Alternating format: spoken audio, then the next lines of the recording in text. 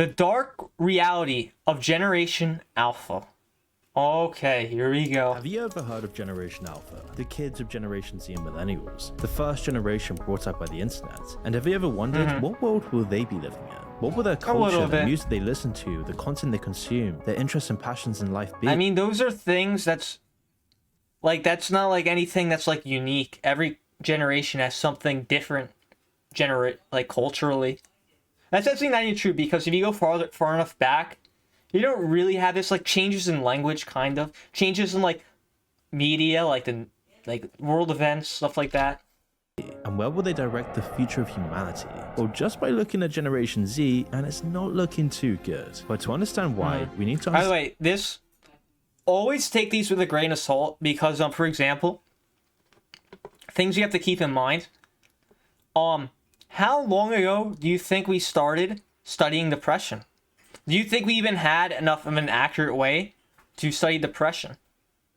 And also, here's another thing. I learned this in psychology class. Is a lot of there's a shortage of therapists. Because it takes so long to become a therapist, what ends up happening is there's a shortage of them. So when you see a therapist, usually they don't have much time. So you'll talk, if you have like something going wrong and they need to give you a diagnosis, because if you're spending all this money, you kind of expect a diagnosis. So because you're expecting a diagnosis, they're kind of incentivized to give you a diagnosis, even if it's not true. And the easiest diagnosis to give someone is depression.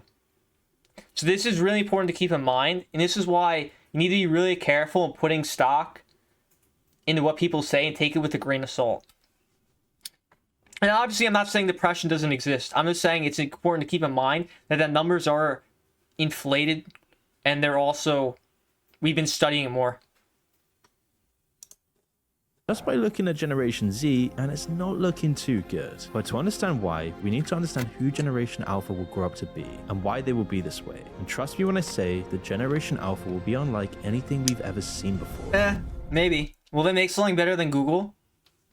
Say what you want about TV, but at least kids' TV shows were, on the whole, almost always dedicated to children. Sure, SpongeBob threw in the odd joke that only parents would get, but the Bikini Bottom-based cartoon was never indecent. Today, however, kids don't really watch TV. They consume content via handheld devices. And when it comes to children's entertainment, YouTube Kids has more or less replaced traditional TV networks.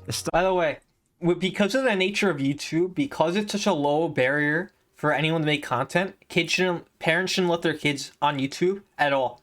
And there's no world where YouTube Kids can work, ever. And since users can make the content, there's no standard you can reasonably set because there's so much content that comes out. The reason why you can regulate something like SpongeBob and make sure it's okay for kids, because there are only so many SpongeBobs, and the studios have control over how many shows exist.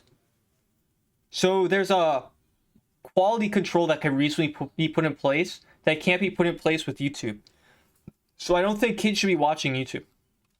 Staggering 84% of kids in the US say YouTube is the main way they consume video content, with 1 in 4 kids spending up to 2 hours a day on YouTube. So when it says kids, are we talking about 13 and under, or are we talking about teenagers? Because I think sometimes people will falsely assume teenagers under kids, and obviously they're different. I'm going to assume it's 13 and under.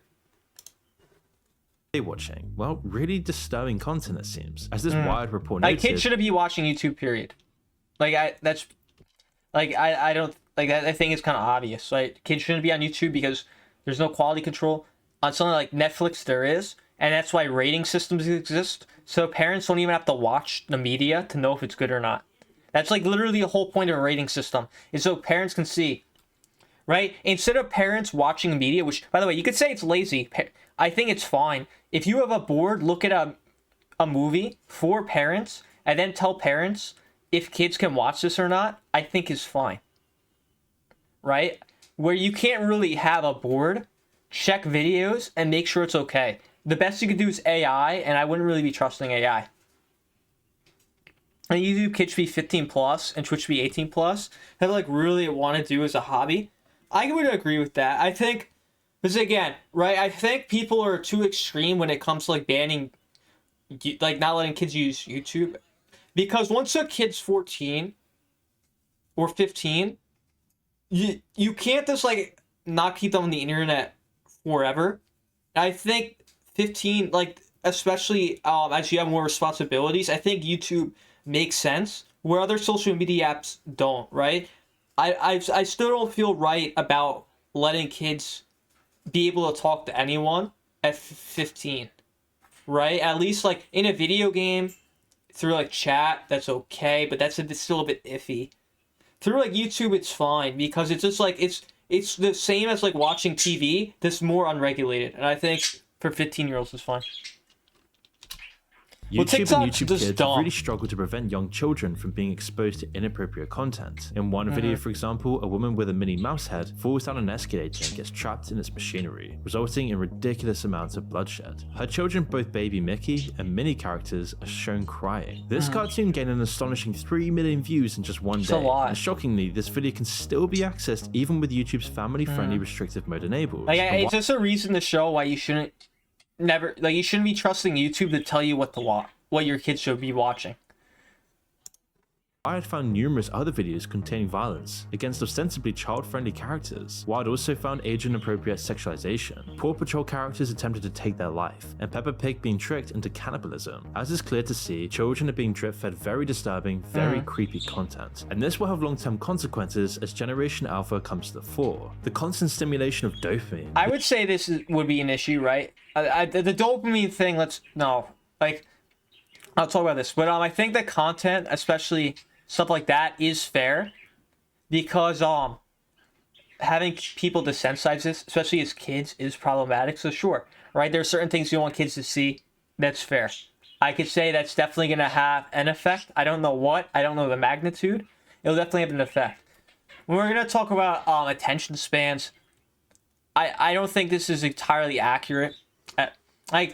Even then, I already watched a video talk about how attention spans isn't really something you can really measure. But even then, how are they studying this? Like how fast a kid clicks off a video? That doesn't really prove anything. The real issue is how much time kids are spending on screens. This is even like you run into you need to be careful how you talk about this too, because it's very easy to fall into the trap of saying, oh, all media is bad. Right? Like having a boomer take. Like when the television came around, oh, you're consuming media, that's bad. Oh, you're playing a video game, that's bad. No, it's not bad. The issue is when it takes over your life. And I think the real issue with social media is that it's addicting. But to be fair, video games can be addicting too. And or no, let me rephrase that. Right? The internet can be addicting, but video games can too. And nothing stops a parent from regulating how much time their kid spends playing a video game. My parents did that with me, and it worked out great, right? And nothing stops a parent from regulating how much time they spend on the internet. I think the real issue with the internet is having kids interact with strangers. That's the real issue with it.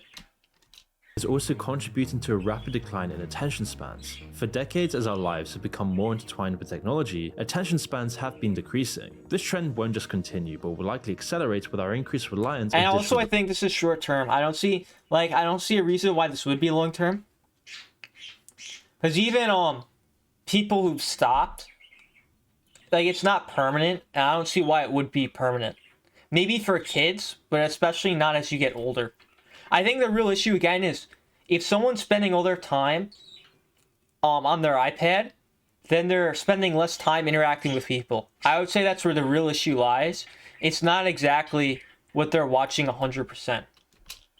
Devices. As attention spans drop rapidly, so too will other cognitive related capacities, like memory retention for example. Generation Alpha is becoming Well, let's be fair, memory retention isn't as important as it was 100 years ago. If you want an answer to something, you just Google it. So I don't really think this is as much of an issue anymore. It's like saying, oh, people are worse at math. Okay, but you can now do math on a calculator. So is that really an issue? As studies clearly show that exposure to screens for excessive periods of time is associated with attention problems and memory issues. And today in the US, Generation Alpha, particularly children ages 8 to 12, spend 46 hours a day watching screens, whereas teens are spending up to 9 hours on average. To put this into perspective, Let me think about that. So their memory's decreasing, right? So the studies are showing that their memory's decreasing. Okay. again, I think it'd be interesting to see exactly why. So there is a correlation. Like I'm assuming that's what the study showed. There's a correlation between being on, what was it? Let me listen to that again. Screen time children. So being on a screen and memory. So children ages 18 to 12 in the USA spending 4 to 6 hours a day watching or using screens. Teens spend up to 9 hours. Screens can entertain, teach, and keep children occupied. Too much leaves a problem.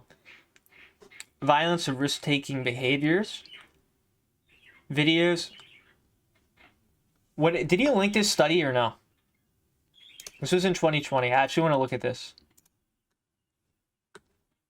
Let's see if we can find this. Associated screen time and attention with children. Sex, screen time, child development. I wish you would link these. Alpha, whereas teens. Let's at least look at this. Children's heavy reliance on screen time media has raised serious public health concerns, which might harm cognitive and just social emotional growth. Study examines the effects of screen time on many developed domains, covers management and limitation techniques for kids' screen usage. Okay, that's what it's covering. Screen media has a wide range of cognitive consequences, both beneficial and detrimental effects noted. Screens can improve education and learning. However, too much time spent on a screen and multitasking with other media has been related to worse executive functioning and academic performance. By the way, this is something that has to be questioned too, because again, you always have to consider the cause. Is it actually being on the screen, or is it spending time on a screen instead of studying and doing homework? Which I have a feeling it is, but again, I don't know. Worse executive functioning, what does that mean? Cognitive science and neurology, executive function set of cognitive processes that are necessary for cognitive control of behavior. Controlling behavior, so basically mood swings. So it makes you worse at controlling your mood. Okay. As screen time reduces the amount of quality of interactions between children and their caregivers. Okay. The amount and quality. So I think that's probably, like, that's what it seems like, right? It's what it's saying is, at least in the abstract, that the real issue is, again, not spending enough time with people. So as a kid, where you're learning these things, you're not spending enough time interacting with people. So, and because the brain is a muscle, you know, being able to control how you express your emotions is something that needs to be practiced, because your brain is a muscle. So what it really seems like to me is that the real result of this is because you're spending less time using your brain, it's causing worse effects amongst kids. That's the key thing too. This is specifically for kids, not adults, right? I want to make sure this is kids. Yeah, this is child development, right? Okay. Let's just read the introduction and then let's go to the bottom. New technologies such as mobile interactive screen media are now integrated in young child's daily life. Children today are digital narratives, having been born into ever-changing digital ecosystems augmented by mobile media. The age at which kids engage in media on a regular basis has fallen from 4 years in 1970 to 4 months. I didn't even know. Okay, that's interesting. Electronic devices have revolutionized learning, which is true. I don't think computers should be used in classrooms, by the way. Communication and informational. By the way, classrooms in elementary school specifically. Like middle school, I think is fine. But I think kids are too young. I wouldn't want them using a computer that young. Communication and form of decimation. But recently, research indicates that screen media use have serious adverse effects on children's health over the long term, making this pressuring public health concern. Article develops in the profound effects of excessive screen time. So, all right, that's what it studies. All right, let's see the conclusion. Excessive screen media usage in children have both positive and negative, basically what they said. Parents play a crucial role in managing, reducing. Okay, I'll trust what they say, because again, this is a study, is peer-reviewed, so I'm not going to question whether it's true or not. I think this is raised valid concern. So again, what it really seems like to me is this is really an issue with screens taking time away from interacting with people. Okay, this is where we were. Let's keep going. Teens are spending up to 9 hours on average. To put this into perspective, that's 63 hours, more than 2.5 days. Like, obviously, though, this is still an issue, right? Let's be fair, right?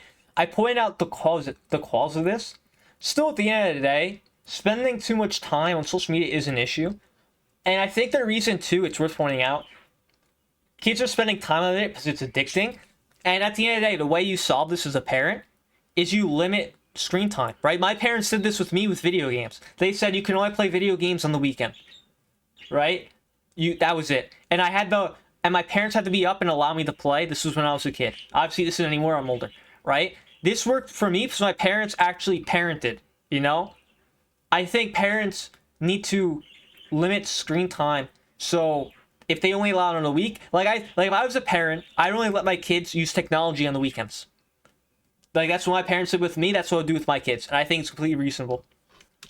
Screens, 10 full days in any given month, and 120 days or 4 months in any given year. And if you think Generation Z is bad with vaping, can you imagine the culture of Generation Alpha? Because these are the first kids that will never have played properly in their life. When a child is constantly swiping, clicking, and being stimulated by flashy images and hypnotic music, they are never being free. They can't express their childhood creativity. And when people can't rationally think for themselves, I mean, you could still, he's talking about social media, right? So let's be fair, right? I mean, kids aren't really posting on social media.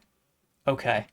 So, again, I think this is a valid point, right? It's just kids. Really, the answer is this should just be limited, right? This is obviously an issue. It will affect kids growing up like this. It's also worth pointing out, not every kid is growing up like this. I'm sure there are parents that are reasonable that limit their kids' screen time. I'm sure there are parents like that exist, right? when they don't have real-world experiences, and the lowest among No, us I are don't know bringing about up our them. children, what direction does this put them in? It ties in with Bonhoeffer's theory of stupidity, an intriguing hypothesis put forward by Dietrich is this? Bonhoeffer. I never heard in of it. short, he claims that we tend to fixate on the idea of evil, but stupidity is where the real threat lies. You see, evil, although dangerous, okay. can be I think effectively it's countered and generally protected true. against, whereas stupidity cannot be easily mitigated. Moreover, the limited influence I of think that is a good point because it's easy to point out something's evil. Everyone can agree that Hitler's evil, right? What about someone who's stupid? It's harder to convince someone that they're stupid than tell them something that's stupid and make them believe it, right? Because again, people can have their emotion taken advantage of easily, and if someone believes something because they believe it emotionally, then you're never going to be able to use logic to convince them out of it. the world's few truly evil individuals is largely dependent on the support and cooperation of the world's countless idiots. In his own words, one may Sounds protest nice. against evil, it can be exposed and if need be prevented by use of force. Evil always carries within itself the germ of its own subversion. On the other hand, there is absolutely no remedy for stupidity, which is worrying when you look at IQ scores rapidly declining in the US. But maybe this isn't fair to say about generation. Well, again, when he's talking about stupidity, I think IQ scores is different. This isn't about not knowing things. Specifically, it's about people knowing things that are false. Like thinking the world is flat. That's an example of stupid. Alpha. After all, we're talking about children here, and they're victims of things way beyond their control. The only real winner here is those who profit from loneliness and suffering. Big tech, big pharma, OnlyFans. The people who want a generation of lonely losers, addicted to the virtual world without any connection to the real world. You see, in previous generations, we can see this general transition into these weird unnatural problems that we face today. From boomers back in the 60s to Generation Z today, there has been a growing decline in mental health, prosperity, and happiness. And at least even members of Gen Z knew a world that wasn't solely I think let's break this down. Are there more people unhappy today? I don't even know. Like, we point to depression. I already pointed out the potential issues with like the studies of that. Are people unhappy? There are a lot of people who are unhappy today. Sure. Let's keep going. What is it? dominated by the internet. But Generation Alpha doesn't. How could it? We're talking about children. They're kids, bro. You can't talk like. Can we please stop? Like, people are so stupid when they talk about generations. Sometimes, can we stop doing this? Can we stop like grouping people into generations? They're kids. They're not like some Generation Alpha in the same way Gen Boomer. What is it?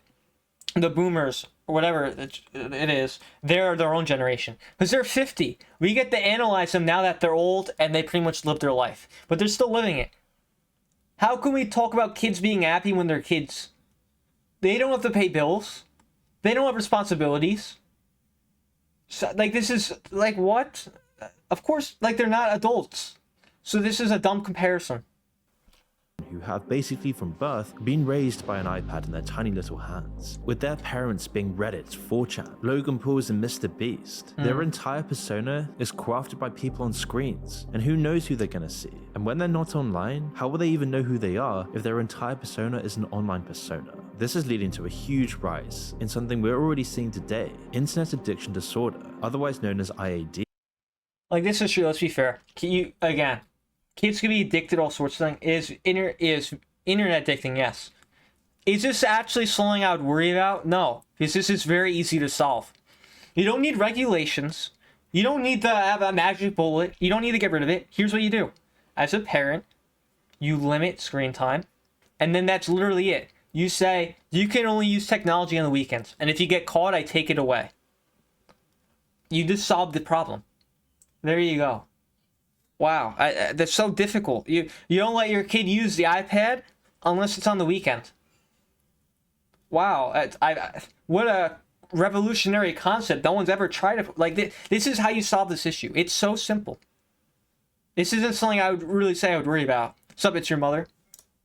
IAD is a product of both nature and nurture. As millennials and Gen Z have babies, some newborns may have a genetic predisposition towards tech addiction. Why do people try to diagnose something with it? That's another thing too that's dumb. Like, this isn't even something I would care about. Like, okay, someone's addicted to the internet. Okay, this isn't something that's hard to solve. You just like, you're literally you if your kid is addicted to the internet, you're literally the parent. You just take it away. At first it sucks, and then they get used to it. Wow. Millennials and Gen Zers are obviously addicted to social media today, and this will only be passed on to their kids, but in a much grander way. And you know why I know it works?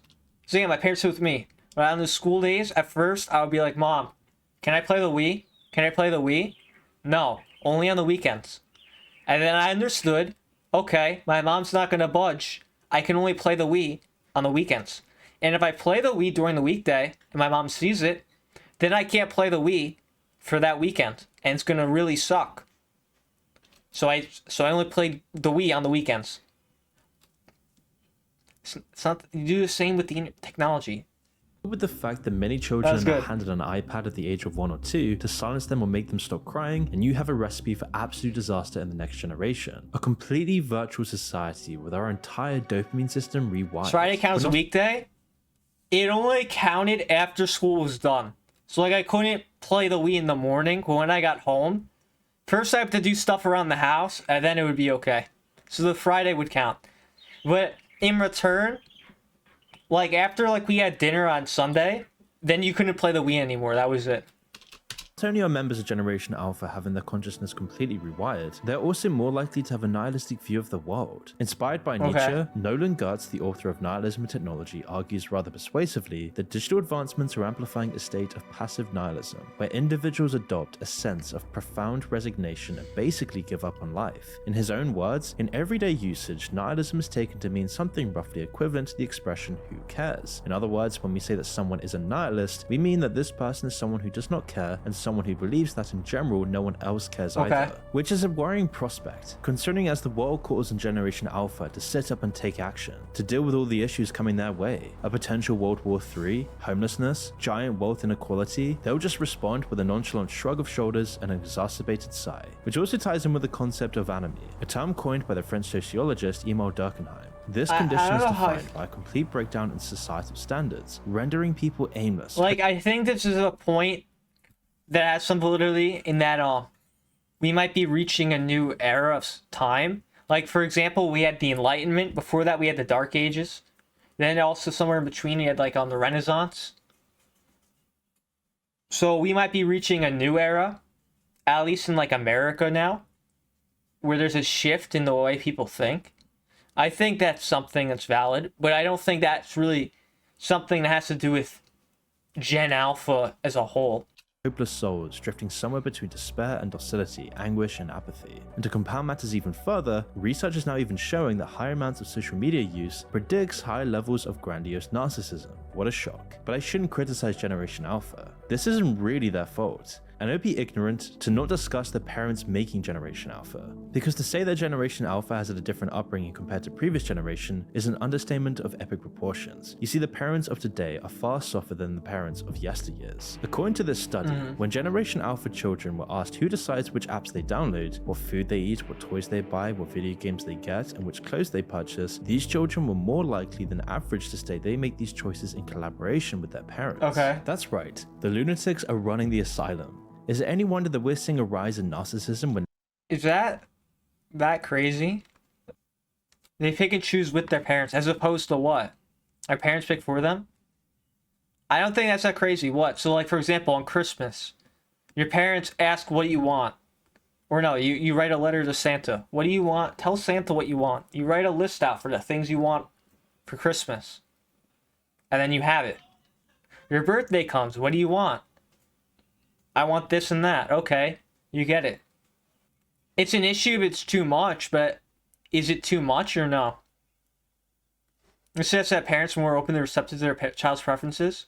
Well, yeah, parents don't want to buy their kid something that they're not going to use. Why would you buy your kid, for example, a video game? Why would you buy your kid a video game if they're not going to play it? You just wasted your money.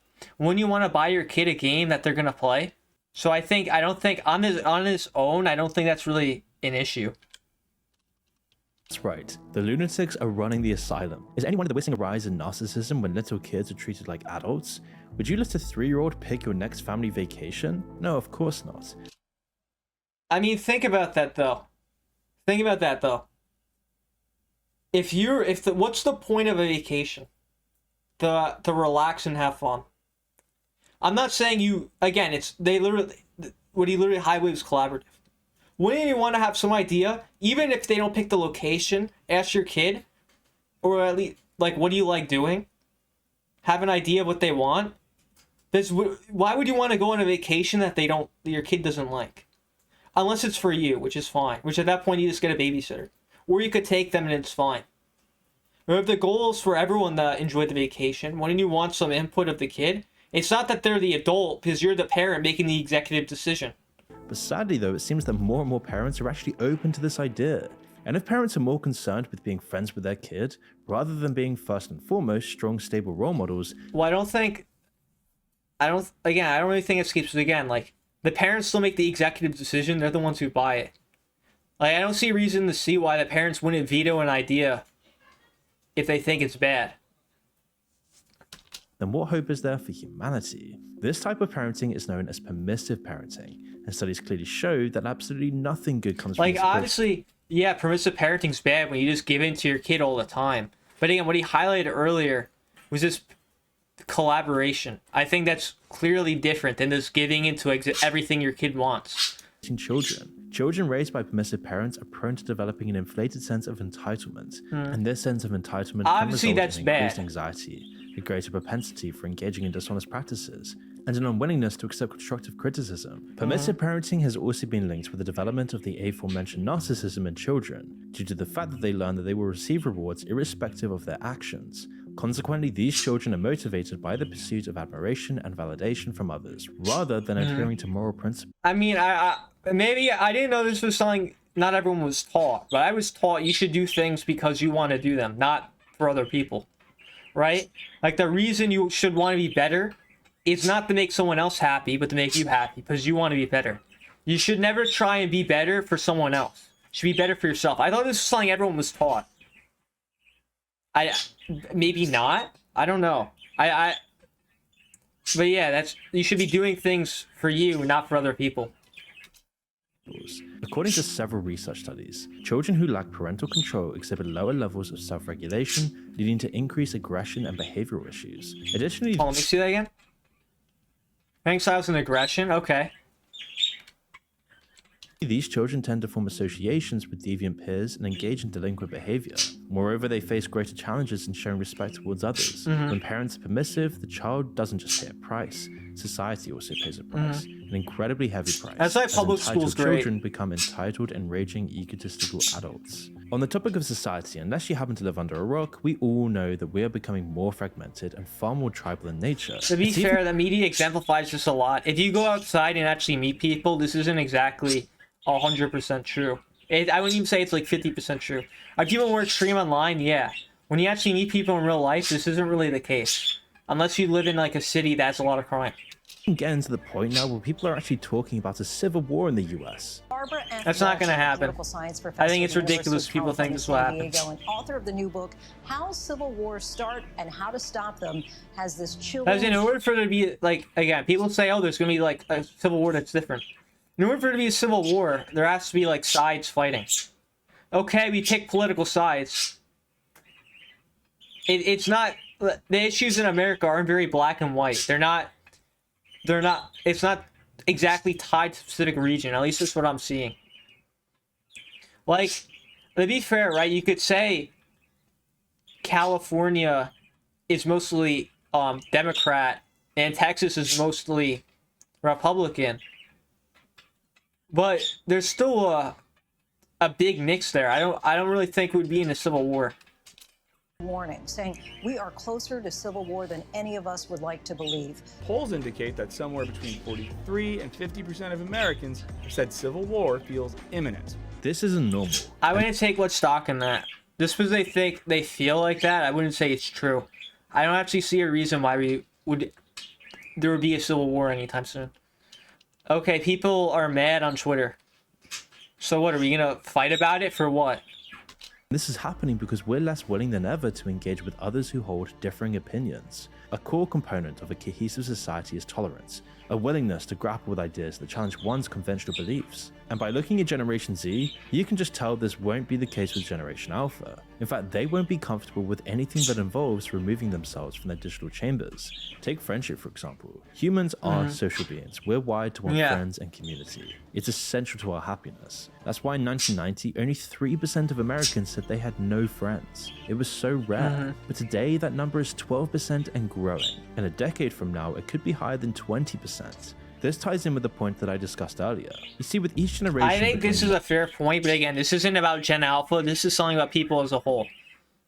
People go outside less.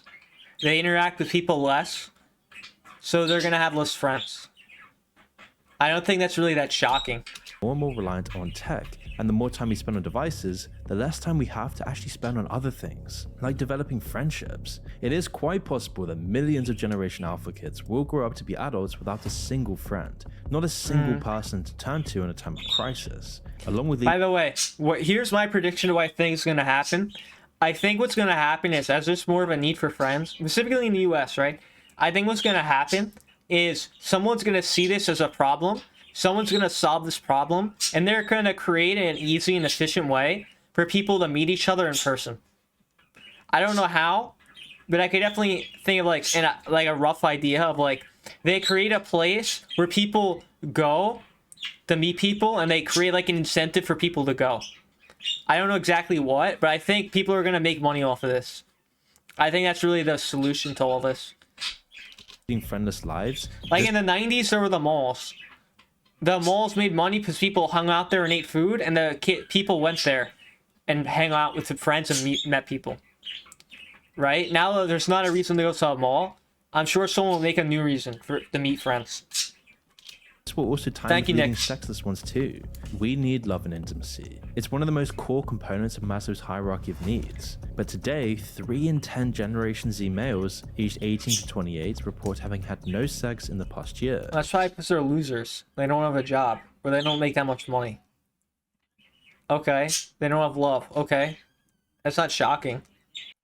If anything, really what it shows is that it's an issue economically. I would like to see, though, the income of the study. I wish they saw that when they did this study, they also asked for income. Generation Z women also report having no sexual contact in the previous year. Now, of course, I'm not promoting promiscuity, but these are Wait. What kind of word answer is that? In the previous year? Oh, it was for both. Okay, never mind. Young college-age people in the prime of their lives, missing one of the most fundamental things in humans' hierarchy of needs. And this is only becoming more and more common. No one's dating, no one has friends. So what hope I think what's gonna happen is people are gonna put less self-importance in themselves being important by being married. I don't think it's the end of the world if you don't get married. I think if anything, people are gonna be more accepting of that. Does this mean Gen Z has less sex than older gens? I mean, that's what the study's saying. I don't know why it said previous year. I thought that was very odd wording. I wish they asked overall. For Generation Alpha, it will be more likely that when they want to seek out romance, it will be done online, with AI boyfriends and girlfriends in the metaverse. It's great. A lot of money will be made. More and more young children today are developing something. I hope one of these companies, well, that's what it like starts, I hope they go public so I can invest a bunch of money in it. Virtual autism, a new condition identified by Marius Zamfir, a Romanian psychologist. Zamfir and his team discovered that children between the ages By the of way, I do think this is real. Let me hear the ages first. 0 and 3 And the reason why I think this is real is because here's an example I learned in psychology class. There was a case study done and it showed that if you do not learn any language by the time you are 7, 8 years old, you are incapable of learning a language. And that's only after that time period. Okay? Now think about how important it is to learn other basic functions during that age. And if you're spending time on the screen instead of interacting with people and you're not learning how to interact with people, this is obviously a problem. And if you can't really fix language if it's not taught, don't you think there's going to be a big issue if kids aren't learning how to interact with people at this age? I think it's going to be a massive issue. I think there's a lot of validity in this. who spend more than 4 hours a day staring at screens experience sensory, motor, and socio-affective deprivation. This led to the And by the way, manifestation to be clear, I don't think it's the screen causing this. It's just the time it takes away. of behaviors and characteristics. Like, and the point of me saying this too is, if you're an adult and you spend 6 hours a day on a screen, this isn't going to affect you because you've already learned how to interact with people. So this isn't like an issue. What about people who learn English after 18? Well, again, it's any language, but after 8 years old, if you haven't learned a language, you just can't learn a language.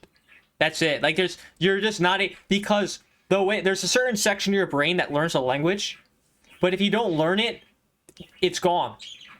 Right? Your brain stops using it, even though it's there.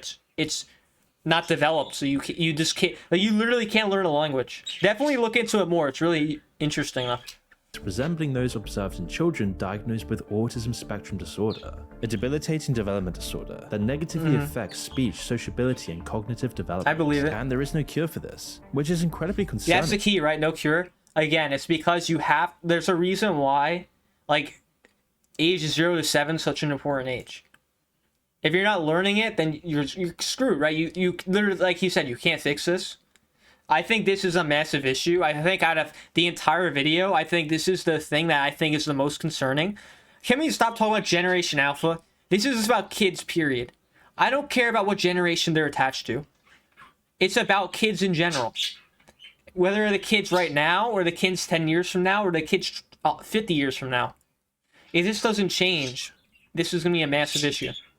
And never seems to be talked about. That's why Generation Alpha will likely be dumber, sicker, lonelier, and more isolated than any other generation in history. I mean, Generation Z is already ridiculously anxious and depressed. Something must be done to revert this path. Like, the key though with Generation Z, again, since technology was much newer during that time frame, it's not a permanent effect that it's causing. At least I don't see a reason for it to be permanent.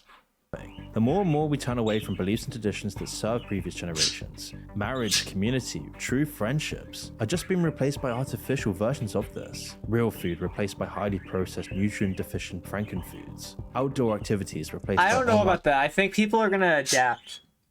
Like, personally, like, that's the way I see it. I think people are gonna adapt to this. It's gonna be seen as less of an issue. Although I don't really know. I don't know enough about it to really know how big of an issue this really is. And ones, active lifestyles traded for sedentary ones, real-world romance replaced by OnlyFans and a box of Kleenex tissues, the influence of family members and friends replaced by the influence of influencers. It seems like we're going down the path of Aldous Huxley's Brave New World, in which society is characterized by advanced technology, where people find themselves heavily conditioned and engineered to behave in very specific ways, to passively consume and never question, mindless cogs in a monstrous, merciless machine. The excessive stimulation of our brains is occurring due to the fierce competition amongst ruthless corporations to capture and control our attention. By the way, I think this is about concern. The way you solve this is by culture. You just make it more culturally acceptable, or just change culture in a way where more people realize the value of not being on the internet 24/7. Or at least even then, like, I wouldn't even say it's bad, but just being healthy about it. Like, not lying to themselves. In the next decade or so, we will see the true consequences of this. Is the I have second to say that that was definitely a really good video. I Have you mean, ever heard his of channel is very interesting. He brings up interesting points. But yeah, I like that video. I thought it was good.